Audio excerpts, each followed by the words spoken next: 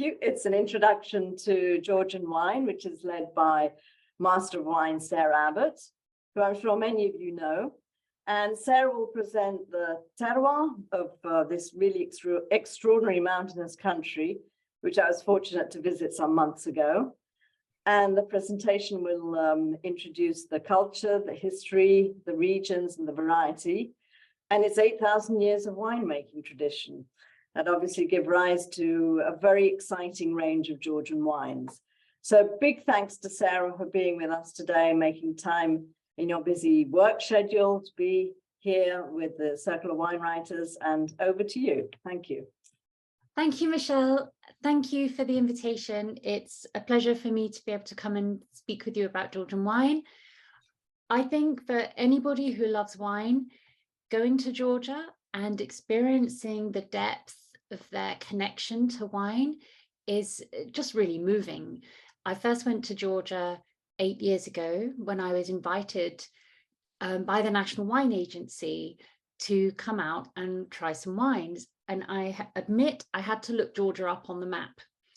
And then I realized, having looked it up on the map, that it was the land of Colchis. And basically, as a student of ancient history, I suddenly realized I knew exactly where Georgia was, and it was one of the centers of civilization, and where Medea used to hang out, and kind of basically a very rich cradle of civilization. So I went to Georgia and was really blown away. It's an extremely beautiful country, and the role that wine plays in the Georgian sense of themselves is probably one of the most powerful roles I've ever seen, even considering countries, nations like Italy, France, Portugal, and Spain. There's a real kind of almost sense of visceral spiritual connection to wine in Georgia. And these wines are delicious and yet so new to us. And I found that very compelling. And for the last 5 years, I've actually been working for the National Wine Agency in the UK. So my company, Swirl, runs the UK promotional campaign for Georgian wine in the UK. So I'm very close also to actually what's happening, certainly in the UK market, and how this renaissance really of Georgian wine, certainly in the Western markets, is actually going. I've got a presentation that I'm going to share with you. Please do put your questions in the chat, and I'll leave some space at the end to ask more questions. There's a lot to cover in Georgia, so think of this as an introduction. I'm at your disposal for any follow-up questions. And also, we are making available to the Circle of Wine Writers sample cases of Georgian wine, and we will follow up with your colleagues in the admin about that after the session. So, where is Georgia on the map? So Georgia is this tiny country. It's roughly the size of Scotland, but it has a very big kind of cultural impact. So surrounded by larger and often covetous neighbors. So Russia to the north, Turkey to the south, and then bordered also by Armenia and Azerbaijan. And you can see that really Georgia's on a kind of a land bridge between two large bodies of water, the Black Sea and the Caspian Sea. And the proximity to the sea has a really big impact on Georgian terroir and climate. The other big impact is the Caucasus Mountains, which sort of seem to follow you around wherever you go in Georgia. It's an extremely mountainous country, and this is just a screenshot of a Google map because I wanted to try and give you an idea of the topography. So these are the Caucasus, and they keep out the much colder, harsher climates to the north. You can see there's snow on the top here. And you can also see here, there's this sort of mountainous land bridge that runs almost down the center of the country. And that really creates quite a strong climatic division in the country. So in the west, where you have the Black Sea and therefore higher humidity, very high altitude vineyards at high altitude here, but over here in the west you have well, they grow tea down here, for example, and it's a more humid, mild climate. On the east, coming down in towards Tbilisi, you can start to see here this kind of wide sort of valley. And from here, you get the warm winds and the warm weather from sort of Persia, Iran, as it is now.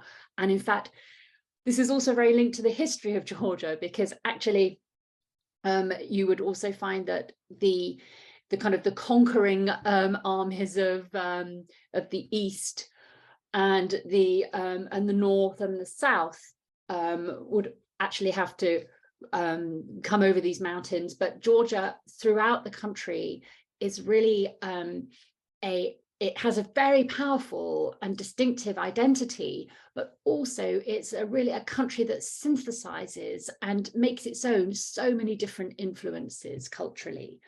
But the key thing really is to sort of comprehend this kind of climatic split between the east, which is dry, hot, more sunny, and the west, which is more humid, temperate, and higher rainfall. And that's really reflected in the styles of the wines and also in the adapted grape varieties of those two main areas. Wine is grown all over Georgia. This is a map showing the wine growing regions. So the main region that certainly is kind of commercially significant is Kakheti. So Kakheti is in the southeast of Georgia, and it corresponds, if I just nip back here, you see this sort of you've got here this sort of this tongue that's kind of created this sheltering valley. This is the Alazani River Valley. You've got the major and minor Caucasus here. And this is an elevated sort of valley floor. And this essentially is the topography of Kakheti. And Kakheti is still responsible for producing a roughly 70% of the wine production of Georgia. Great wines are made in Kakheti, and it is very much the ongoing sort of center of wine making in Georgia. During the time of the Soviet occupation, when Georgia was very much turned into the wine republic of the old Soviet Union, viticulture and winemaking was very much focused by the Soviets in Kakheti. It's a very good region qualitatively, but also it's convenient because you're not working with very high inclined slopes. You're on an elevated sort of valley floor, and it lends itself to contiguous, quite consistent large plantings. You can mechanize, and it's kind of a sort of a shoe-in really for viticulture here. The mountains to the north and the south create this sheltered environment. You have the snowmelt and relatively good provision of water table from the rivers and the Caucasus Mountains, although producers are telling me that they are finding that drought is becoming a bit more of an issue in Kakheti. But essentially, Kakheti, where you will find planted the red grape Saperavi, the white grape Katsateli predominantly, and then Mtsvane, Kisi and Khifi, Kakheti is really where for many years most of the action was in Georgia, and that's where we will see a lot of the kind of the most exported and famous names in Georgian wine are from Kakheti. Having said that, what we have seen in the last 15 years is that there's really been this renaissance in the in kind of modern contemporary Georgian wine industry, and the other regions of Georgia are becoming more commercially significant. Vineyards are being re-established or recuperated. And certainly what we see in the UK is that in the last couple of years, it's not just wines from Kakheti that are being exported. We're also seeing wines from Kartli and Imereti, and even Racha Lehumi and Guria as well. So Kartli is the region in the center of Georgia. And Kartli was really the old aristocratic heart of Georgia. And in fact, the name for Georgia, Skartvelo, so Georgians don't call Georgia, it's a Skartvelo. And Kartli gives its part of its name to Skartvelo. So it's the land of the Kartlians. And this region here, which is in the center of the country, I'll just nip back so you can see the topography. It's on this kind of elevated, breezy plateau. And whenever you go to any vineyards around Kartli, there's always a wind, a really kind of dancing breeze. It's quite noticeable. So it's a slightly cooler climate than in Kakheti. And in Kartli, you have recuperated formerly aristocratic estates. So estates, for example, like Chateau Mukhani, which were established by the aristocratic Georgian families during the 1800s and early 1900s. This was before the sort of the trauma of the Bolshevik Revolution, and then eventually the Soviet occupation and collectivization of farming. But in this area, you have an established viticultural and winemaking tradition with beautiful chateaux, many of which, in fact, all of which have now been restored, and some very nice wines. And you tend to find that the wines from this region, they have a certain freshness and lightness. They have delicious, sort of very fresh and crunchy reds like Chav Capito and Tav Kveri. And then the whites are noticeably aromatic. Very nice wines from Kartli, and more of them exported into the UK. The next sort of major region that you will see is Imereti, which is very much the region of the west. So this is on the west side of that land bridge. This is a mountainous area, and in fact, some of these hillside sort of villages to the north can become, right up here, they can become cut off in the winter. There are ski resorts in Georgia. You know, you're really getting into kind of a bit of it's like an alpine type view when you come here, especially up into the north. So Imereti is the land of very light, fresh, zippy wines. They do make amber wines, skin contact orange wines in Imereti, but you would generally find that they're traditionally a lighter in style. They will use a smaller percentage of the skins, and each region, as you can see from this map, has its own local grape varieties. And Imereti has the grape varieties Tsitska, Solikauri, Krakuna, which are all white grapes, and they are deliciously kind of perfumed on the palate and with a lovely kind of crackling, fresh, ripe acidity. And they have really lovely, intense but very fresh reds, which kind of reference more things like I don't know, like Cabernet Franc, or like really good Beaujolais, or or like Northern Italian style reds. They're very lively and tangy. And Racha and Lehumi, these are very mountainous areas, and the home of some very famous PDO wines, which we'll talk about a bit in a moment. And again, they are really going through a resurgence. And really the story of Georgian wine is that it's both extremely ancient, but also in a sense, it's kind of newly reborn, certainly in the sense of a confident global exporter of fine wine. So whites account for around 30% of production, red wines for about 30%. the proportion of red vineyards and the proportion of red wine is going up in Georgia. I should just say very quickly, these other regions also have their own varieties and are starting to become, certainly there are vineyards planted there, but we're starting to see more of them exported. We do have Gurian wines available in the UK. Abkhazia actually is currently occupied. There's a long-running sort of political trouble and strife in Abkhazia. So in fact, although I've heard this is very beautiful and these grape varieties very delicious, I've actually never been there. But the vineyard area is around 55,000 hectares, which means that it's a relatively sort of small producer in world terms.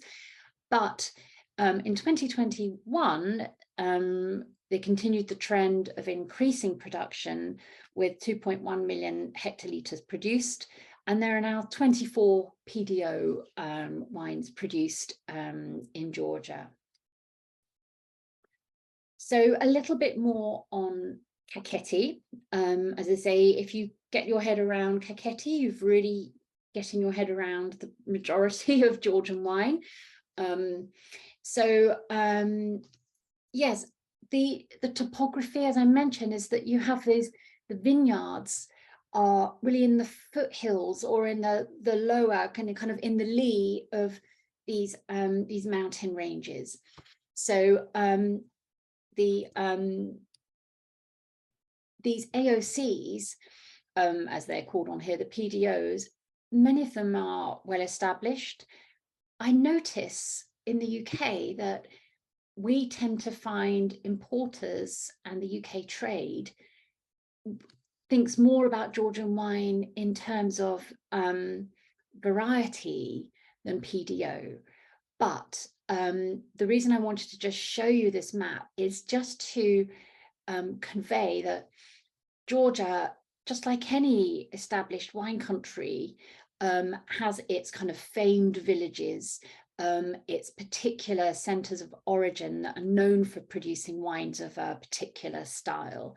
So, for example, in Kakheti, the production and the PDOs in this area, which is on this this sort of northeast facing slope. Sorry, my mouse is trigger happy on these northeast facing slopes. So here you tend to find quite relatively more rich and full-bodied and structured wines.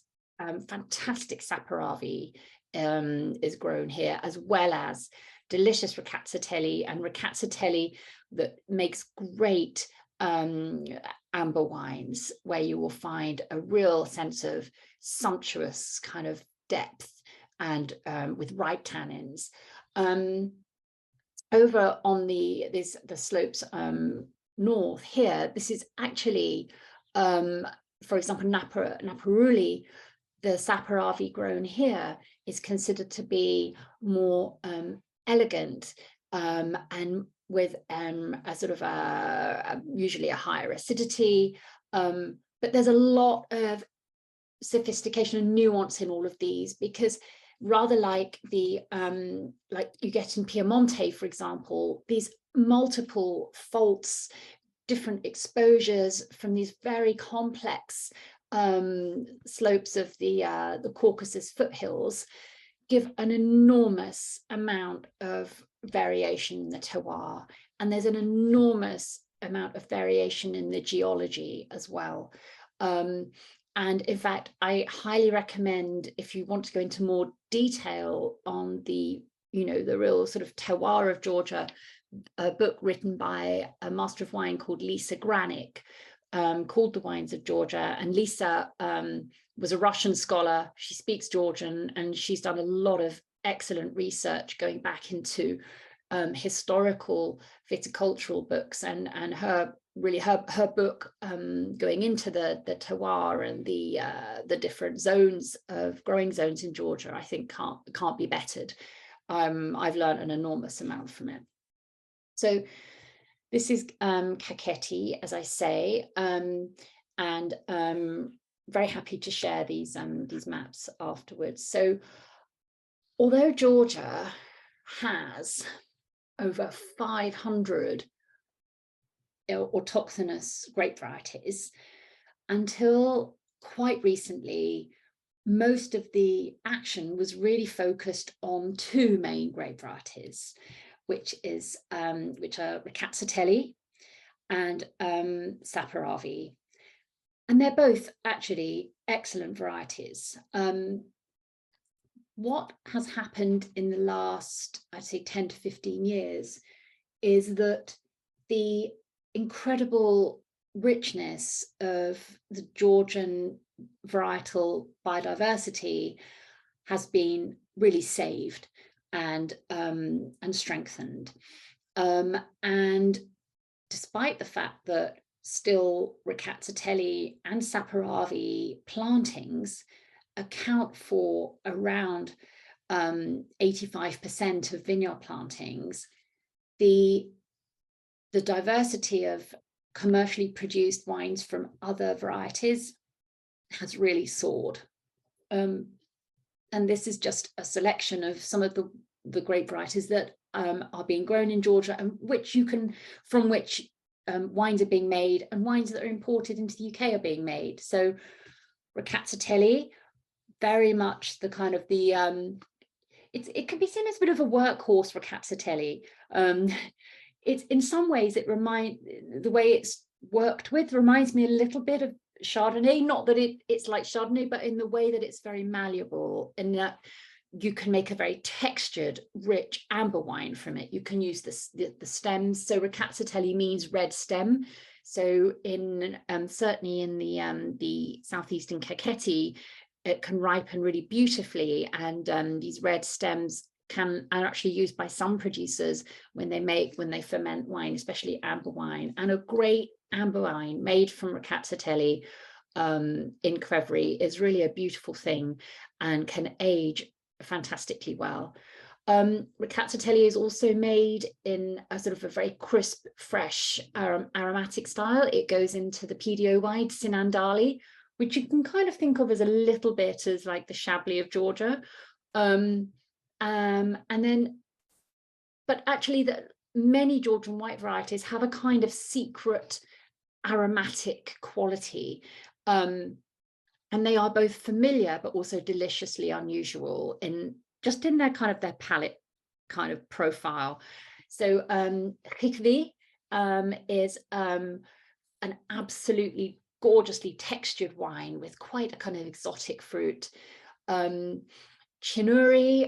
gives these very lovely sort of herbal, fresh wines. Kisi, if you have someone who loves sort of, mineral Sauvignon Blanc, you could give them a Kisi, certainly made in what they call the European, Georgians call the European style, and those people would not be freaked out.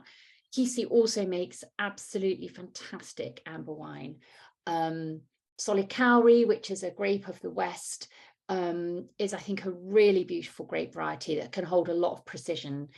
Saperavi, this is actually a clone of Saperavi, Budeshurisaburi.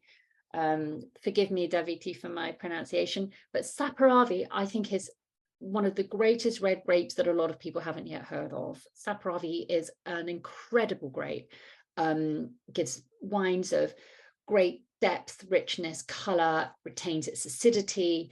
It can be fresh and crunchy and lively. It can give incredibly sumptuous oak-aged wines, and it can be very, very age-worthy. Otskanuri sapere, which means Otskan's colourful. So sapere and Saperavi have the same root, which means to dye or to colour, because these are both deeply pigmented grapes. Alexandrouli and Maduratuli, they're wines of the north, they're grape varieties of the north. And Ojaleshi actually was a vine that traditionally was trained up trees, as you would find in a lot of traditional wine nations.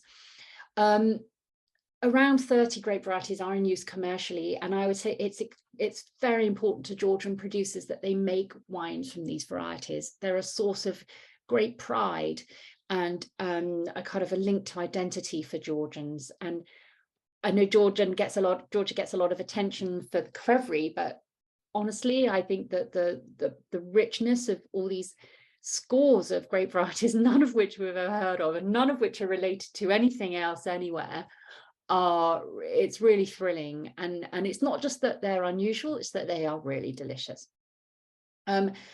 Yes, so a little recap on this. So Rakatsatelli is still the majority of the harvest, and Saperavi, those two, with Mutsvane.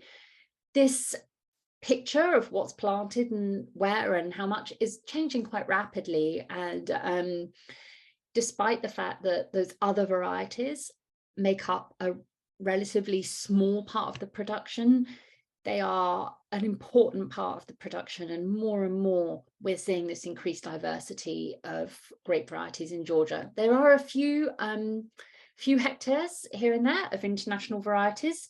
Lots of the young producers of Georgia love having fun with this. I've come across Shiraz, Gewürztraminer, Chardonnay. Actually, Chardonnay and Rakatsatelli blend very well together.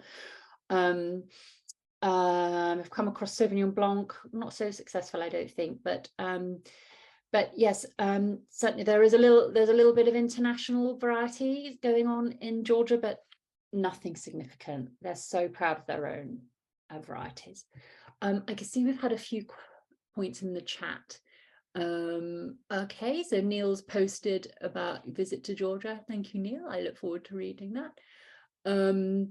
Oh, Napa Valley Wine Academy now offers a Wines of Georgia class online. Yes, thank you, Elizabeth. That's right. And in fact, I will be partnering with Wine Scholar Guild to host Wines of Georgia class online as well. So yeah, we're looking forward to that. So a question from Liz: are all the indigenous varieties vinifera?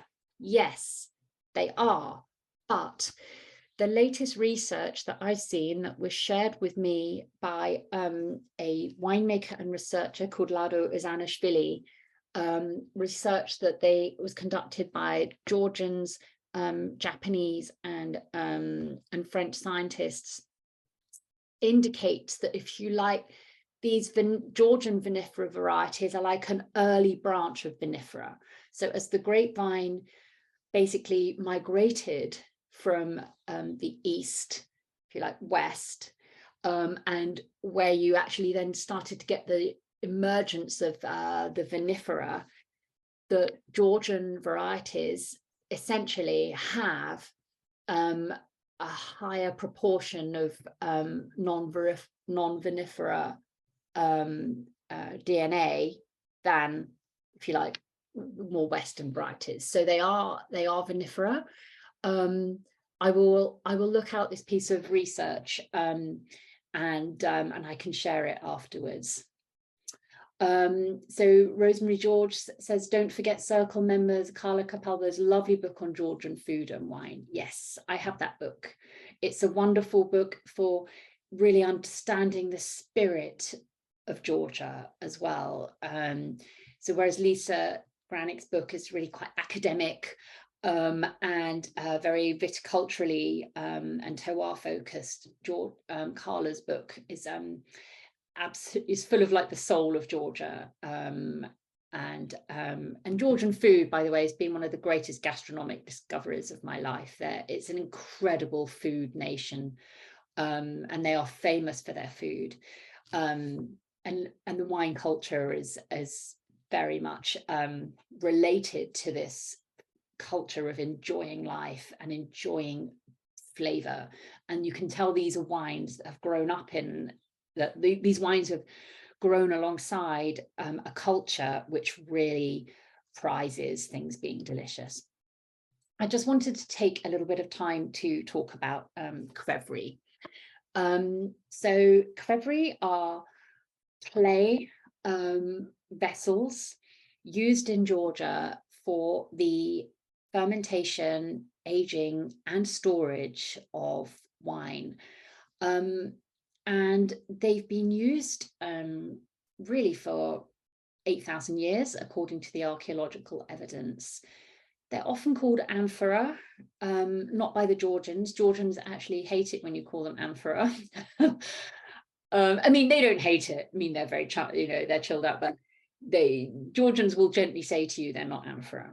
I think we call them amphora because it's become adopted, that the amphora word we've adopted to sort of talk about clay wine fermentation vessels from all over the world.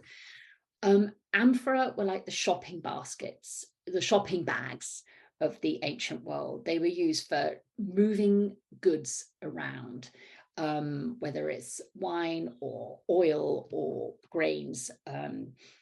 Qvevri are bigger than amphora, and actually they are differently shaped. So they have this kind of like bulbous, tapered shape, which is recalled really in modern fermentation vessels, such as concrete eggs, wooden eggs, and so on. And there's a very good reason for that. Qvevri are really an example of wine engineering. They were created to solve winemaking problems by really the world's first winemakers. I like to use this graphic created by the wonderful Elaine Hawke Waka Waka, who you may know as a very talented writer and columnist on wine. And there's a few myths that I mean, you may not have bought into these myths, but I just find in Qvevri, I quite often come across these sort of misunderstandings or myths around Qvevri wine. And what Qvevri are for. And I think the first thing to say is that Qvevri winemaking is absolutely not about oxidation. In fact, it's the opposite. Qvevri are reductive. They were created to protect and preserve wine and ensure that wine is stable, fresh, and not oxidized. So harvested grapes are picked and obviously put into the Qvevri. Now, in the East, in Kakheti, if you're making an amber wine from Rakatsateli, it is actually quite likely that you will include some stems. There may be whole bunch, but also it's also possible that the bunches will be destemmed, and grapes will go into the Qvevri. I also know some producers who will destem and then they'll finish ripening off the stems in the sun and then add a proportion of stems into the Qvevri. So it's not at all this idea that everything gets picked and then chucked into the Qvevri. Depending on the grape variety, the vintage, the composition in that particular year depends on the approach to the proportion of skins and stems that go into the Qvevri. In Imereti, for example, in the West, they call their Qvevri churi, and they tend to be smaller. And in Imereti, it's quite common to only have like up to 20% of skins included in the Qvevri, because it's a cooler climate. The acidity in the grapes is higher, the skins don't necessarily get as ripe. So there is a lot of nuance in how Qvevri are deployed. So this egg shape is a shape that we see still very much adopted in modern winemaking, whether it's as an egg or even as a conical fermenter, because this kind of shape basically promotes a kind of vortex in circulation. And this is extremely healthy for fermentation. First of all, in keeping solids in suspension in the fermenting wine, in promoting healthy fermentation and healthy rapid yeast growth. The shape of the Qvevri also, where you have this kind of this sort of bulbous shape, and you can imagine as the cap of skins is pushed to the top of the qvevri by carbon dioxide and fermentation, because that cap is coming basically towards the wide part of the qvevri, just at the shoulders, you get a lovely, shallow, easy to punch down, healthy, lubricated cap. So it also solves cap management. Lots of punch downs during fermentation, and this punch downs also help with temperature control. And another, so qvevri, as well as promoting healthy fermentation, qvevri also help in temperature control. So the larger the qvevri, and they range in size from 500 liters up to 3,000, but the larger the qvevri, the higher the potential maximum fermentation temperature. So that's why you will often see that qvevri that are going to be used for making light, fresh, fragrant, aromatic wines will typically be the smaller qvevri.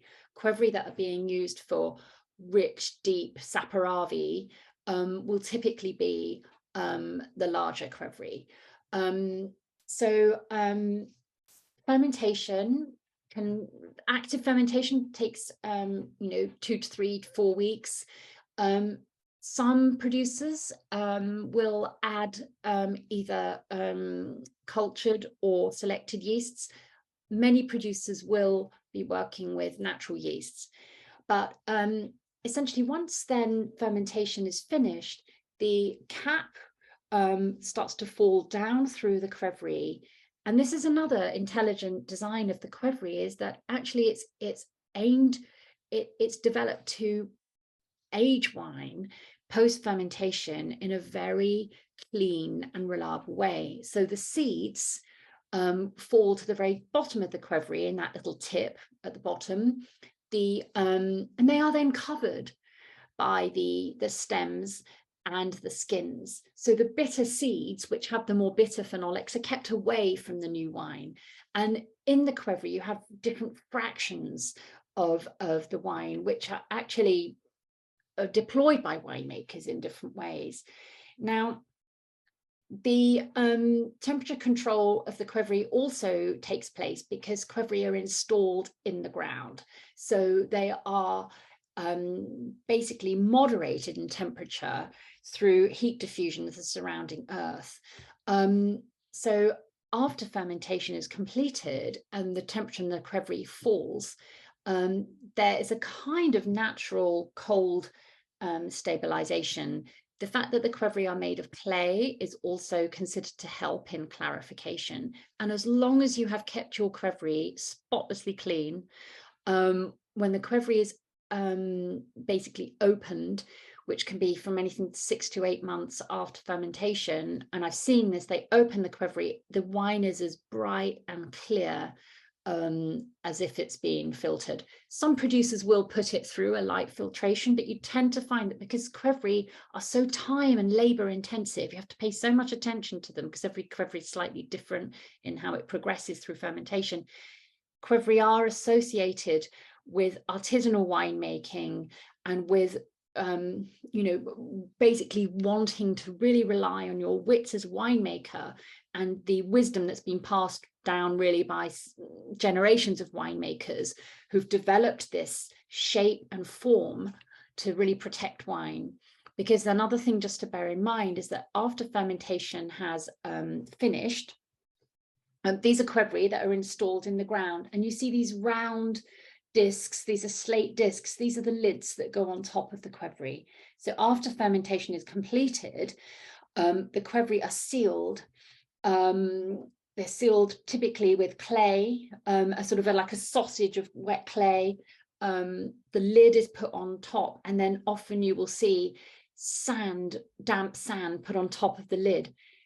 And that's where they can stay for anything up to 6 months on the post-fermentation residue. So this is not an oxidative environment. There is some gas permeability through the walls, the pores of the qvevri, but the majority of qvevri are actually lined with beeswax. So they are not fully permeable, but you're basically setting up a kind of a tension between micro oxygenation and reduction. which is redox potential. So here you have a kind of, they're actually very technically intelligent vessels. So just a little recap on Qvevri, anywhere between 1,000 to 4,000 litre capacity. You would generally find for fermentation, they're between like 1,000 and 2,000, might be a bit less, might be a bit more.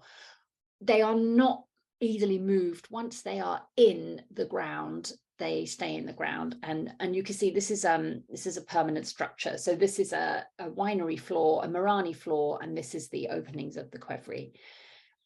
Making Qvevri, very skilled handmade job. You see they start to build them up like giant sausage pots. The clay is obtained from very particular sources, and this is how they're grown to the top. They're very beautiful actually, and it's really amazing to see them being made. They're then fired. These are big ones. This photo is taken by a friend of mine called Sarah MW, but they're fired in wood-fired ovens, so they are more permeable, than the traditional ceramic vessels that are fired in modern ovens. And they're still made, as I say, in these wood-fired kilns. And the way in which the Qvevri maker judges the temperature is literally by listening to the sound of the fire. Here are some Qvevri being installed. So you see it's excavated. This white covering on the outside is a kind of like a lime wash cement. It helps to strengthen the Qvevri, and there is also it also reduces the permeability. These are actually at Plumpton in Plumpton University in the southeast of England. They have a sort of a Qvevri cellar there, a Qvevri Marani there to help teach students about how to use them. Here's some Qvevri again being installed, and this is a finished Marani. And Qvevri Marani are typically, you notice this is at ground level. Typically you will find that Qvevri are a Marani that are very well ventilated, because cleanliness is king. Qvevri solve a lot of winemaking problems, but if you don't keep them clean, then you are in for really a lot of potential problems with microbial spoilage, etc. And every winemaker who makes wine in Qvevri says, oh, we love it, we love the texture, we love the closeness that it brings us to the wine, but you have to be absolutely fanatical about cleanliness. And just to finish off this little bit on Qvevri, this is a photograph taken from a producer called Twins Wine Cellar, and they show the different fractions within the Qvevri. So I apologize for my trigger happy mouse. So this idea that Qvevri are kind of for hippies, and you just chuck everything in the Qvevri and the Qvevri does it all itself. No, Georgia's most technically proficient, highly trained enologists work with Qvevri and understand how they work. They are inspired by the kind of the wisdom and the dedication to making great wine that's basically contained in the Qvevri. There is, although Qvevri wines probably account for not much more than 10% of total Georgian wine production, they have great power in the sense of, I think they're responsible for making Georgia's finest and most characterful wines, but also really they are an expression of the role of wine in Georgian culture, which is, as Georgians would tell you, our blood is wine. And the fact that they have been used continuously for 8,000 years, that they survived really repression during the Soviet era, when Qvevri were not admired. They were seen as like a kind of cottage industry kind of approach to winemaking. But really, I would say that they are extremely powerful in a symbolic way for Georgians. And what we see in the UK is that when we have importers who are working with Georgian wine, they will always include one Qvevri wine in their portfolio. So if you look at someone like Butino, who's working with a producer called Telliani, the wine that they sell the most of is actually a really deliciously fresh, bright Saperavi. But the wine that opens the door is the Crevry, the Kisi Crevry amber wine. Similar story really with Hallgarten, who are working with the wines of Facinaziani, and also with Berkman, who are working with Tibulvino. So Georgia has enormous diversity in wine style. Wines are also made in stainless steel, French oak barrique, just as you would find in every other, modern wine nation. But the reason I just wanted to take a bit of time to go through Crevry is that they are so part of the Georgian story, and I see a lot of kind of misunderstanding around them. We're just waiting for the new stats for 2022, but here's just to give it in context. Where does Georgia sell its wine? Well, this chart has changed, obviously, because as you can see, Ukraine was Georgia's second biggest market for exports. And in fact, a lot of Georgian wine producers, Georgians have a lot of empathy and solidarity for Ukraine. If you go into Tbilisi, you'll see Ukrainian flags flying everywhere. And Ukraine was becoming, because Ukraine had this sort of rising middle class, Ukraine was becoming a significant market for the finer Georgian wines. The majority of exports still go to Russia, and there's still a lot of wine production in Georgia, which is sweet white and sweet red, really the kind of humiliation brands for a kind of slightly, old-fashioned idea of what Georgian wine is. The UK is a relatively small market, but we are growing very rapidly. And we buy the wines that the Georgians want to make. So we buy relatively high value, dry whites, dry reds, amber, Crevry wines. And the UK is considered a key strategic market for Georgia. Similar story with Germany and the USA. And all of these new markets are big targets for Georgia because they are diversifying markets, because Vladimir Putin will use economic power to kind of bring Georgia to heel. And one of the big turning points really in the Georgian wine industry was when Putin actually banned exports of Georgian wine in I think it was 2006, mid 2000s. And this was really the turning point when Georgians really started to, with urgency, develop new markets. So they are really diversifying for their lives. And I'd say it's a very exciting time for Georgian wine at the moment. You have so much talent. So you see this rapid growth in exports to the UK.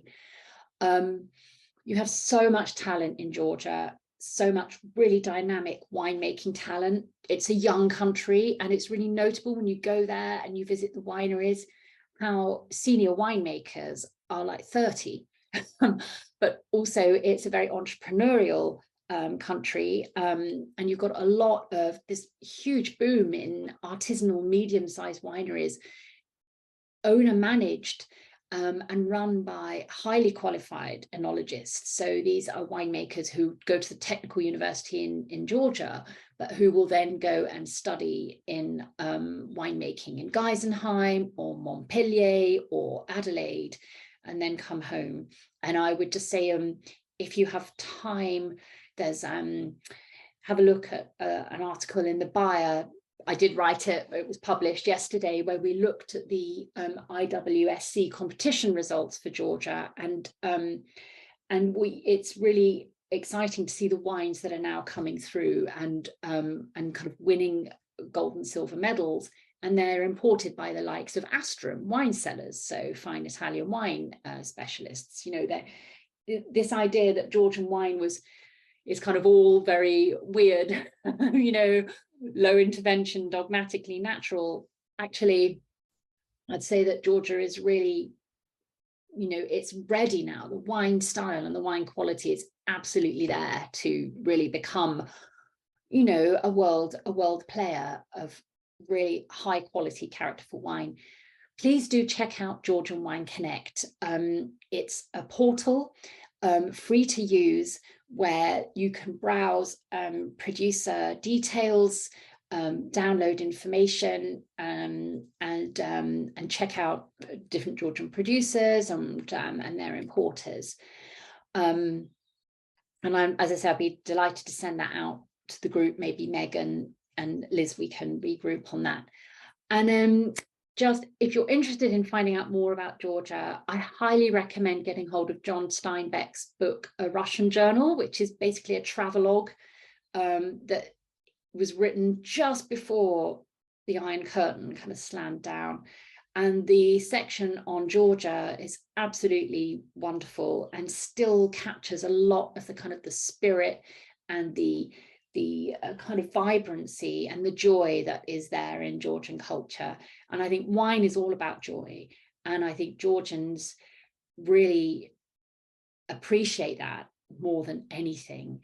And I highly recommend getting to know these wines. And if you can, go to the country. I've been out. If you're a little cautious about going now, I wouldn't be, but if you are, then you know, as things settle down in the region, I highly recommend a holiday in Georgia.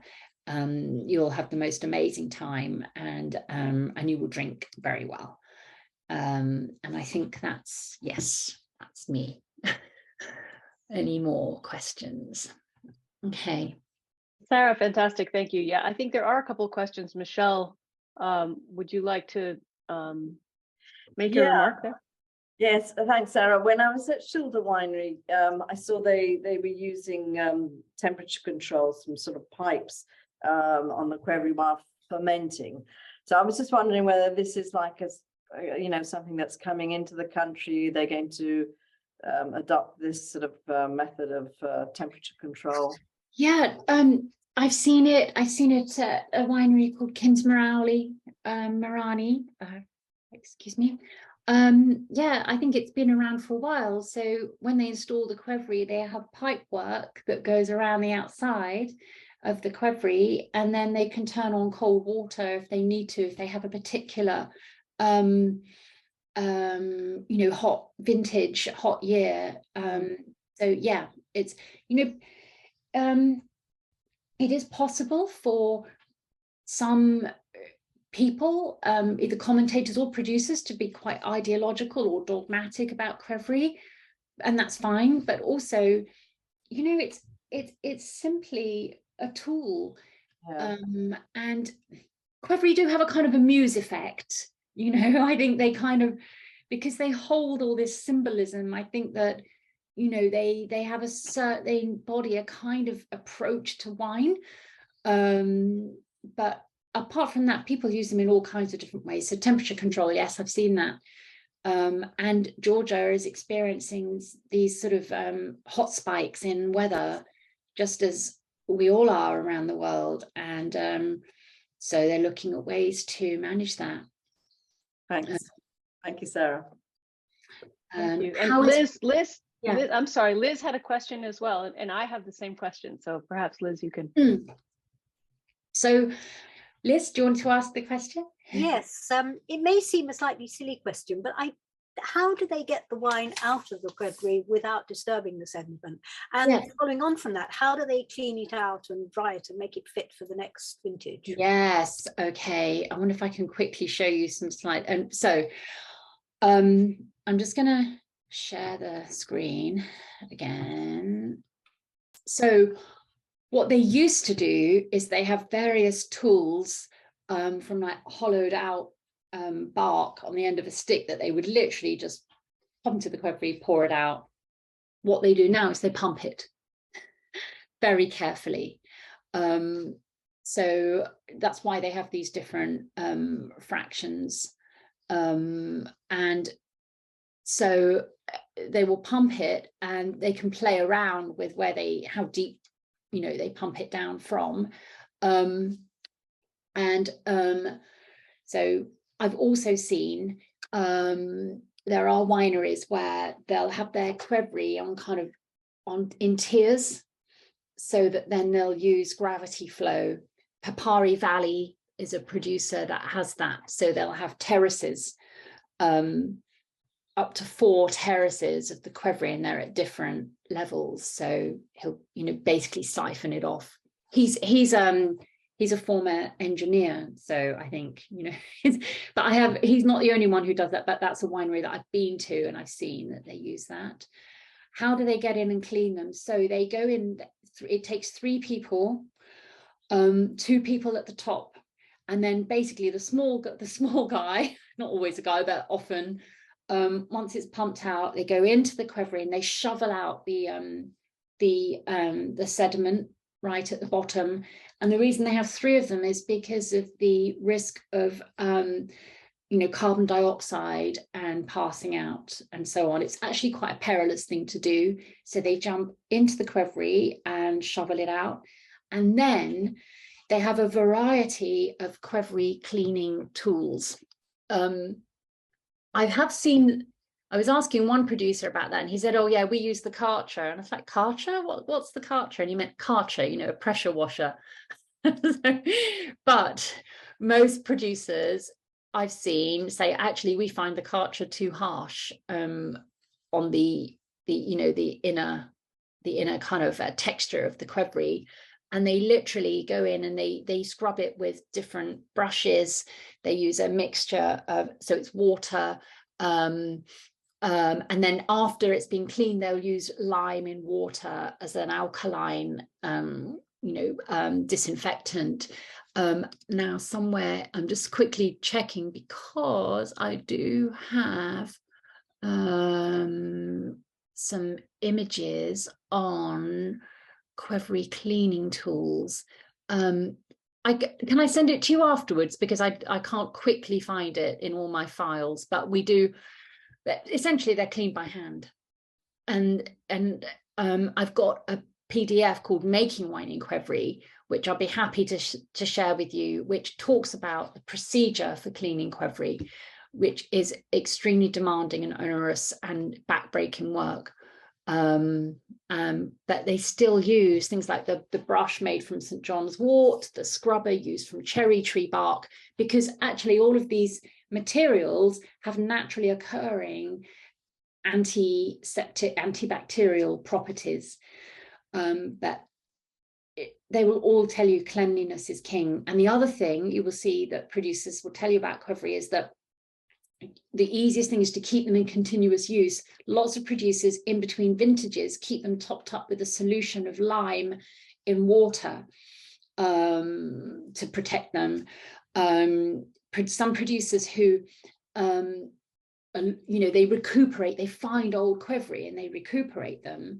It's actually a very demanding process, because if the Quevri haven't been used for a while, then in the pores, in the clay, it is possible that you can get, microbial growth. So, but the producers are all obsessed with the cleanliness of Quevri.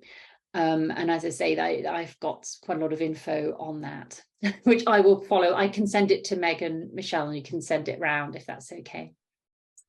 That's brilliant, Sarah. Thank you very much indeed. Well, thank you for your interest, and really, if we can help, if you'd like any information, if you think you'd like to write about Georgian wine, and if you'd like to receive some samples, maybe you could. We'll follow up on that, because they want to sell to us, and the more that we buy, the more that they can make the wines they really want to make, that they feel are fully expressive of their ambition and their their potential for making really fine wine. Well, Sarah, thank you so much. That was really fantastic. Thank you, Michelle. Presentation. Thanks for sharing all that knowledge, and you made me really want to go back there again. Yeah. I really do want to go back, and I'm sure you've inspired all of us to take a trip to Georgia and to discover their wines. So thank you so much. Thank you.